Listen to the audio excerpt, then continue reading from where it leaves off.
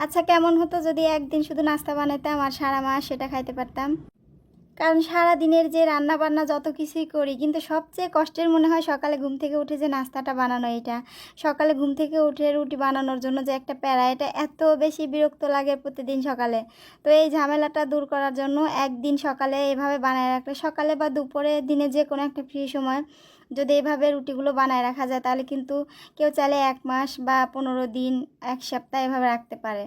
তো এভাবে আমিও আজকে বানায় নিলাম। মাঝে, মাঝে এভাবে একদম রুটি বানায় রাখি। সকালে যেন উঠে শুধু বের করে যে ভাজিটা থাকে বা ডিম পোচ করলাম, যেটাই করলাম, সাথে বা তরকারি থাকলে রুটি দিয়ে দিয়ে খাওয়া হয়ে যায়।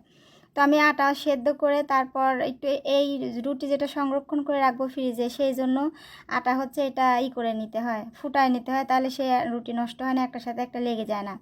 তো আমি এই যে আটা সেদ্ধ করে নিয়ে তারপরে ড্রো করে করে নিলাম, তারপরে যে কেটে পিস পিস করে নিয়ে তারপরে যে রুটি বেলে নিচ্ছি। তো এটা কিন্তু ছিল ওই যে গমের আটা, এই জন্য কালো কালো লাগতেছে, একটু লাল লাল তো গমের আটার কিন্তু মজা বেশি। দেখা যাচ্ছে কালো কালো একটু হয়েছে, কিন্তু মজা এটাই বেশি লাগে। তো আমি সবগুলো রুটি এভাবে বানায় নেবো, আর এভাবে সেদ্ধ করে নিলে হয় কি একটার সাথে একটা লেগে যায় না রুটি, এটা একটা সুবিধা।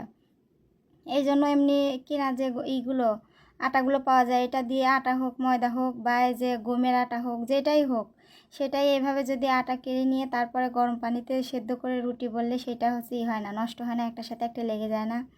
তারপরেও ফ্রিজে রাখার জন্য কিন্তু সরাসরি রুটি বেলে ওইভাবে রাখা যায় না, রাখলে লেগে যায়। এই যে প্রথমে তাওয়া একটু গরম হলে তারপর ৪-৫ সেকেন্ডের মতো, জাস্ট ৪-৫ সেকেন্ড এপাশ ওপাশ দিয়ে একটু গরম হয়ে গেলে, একটু কোনো মতো যখন রুটিটা একটু শক্ত শক্ত হয়ে যায়, অমনি নামায় রেখে আবার আরেকটা দিতে হয়। তো এভাবে এই কাজটা কিন্তু করতে কষ্ট করে যতক্ষণ ধরে রুটি বেলছি করছি, তার থেকে সহজ লাগে এই কাজটা, এটা মনে হয় তাড়াতাড়ি হয়ে যায়।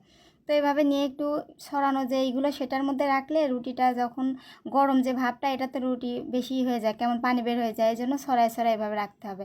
যখন ওইগুলো একটু জোড়ায় যাবে তখন আবার উপর দিয়ে আরেকগুলো এইভাবে রেখে, তো যখন সবগুলো রুটি বানানো হয়ে যায় তখন এইভাবে যে ছড়ায় রাখছি।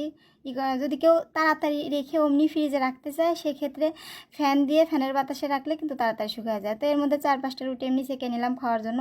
তারপরে যে হয়ে গেছে সবগুলো রুটি, এখন এর মধ্যে রেখে দিলাম। এটা কিন্তু আমি ১ সপ্তাহ রাখলে প্রতিদিন সকালে যে ৩-৪টা দরকার, ওই ৩-৪টা বের করে সেঁকে নিয়ে খাইলেই ব্যাস। তো এইভাবে আমি সবসময় করি। তো যারা এভাবে কাজটা সহজ করতে চান কিন্তু এভাবে বানায় রাখতে পারেন। কারণ সকালের এই নাস্তা বানানোটা আমাদের কাছে সবচেয়ে বেশি কষ্টের মনে হয় সারাদিনের থেকে। আমি মনে করি সবারই মনে হয় এই অবস্থা, নাকি আমার একার আমি জানি না। তবে আমার কাছে মনে হয় সবারই।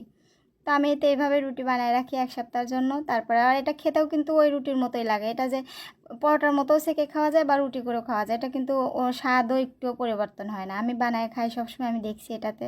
তো এই তো ফ্রিজে রেখে দিলাম। আল্লাহ হাফেজ।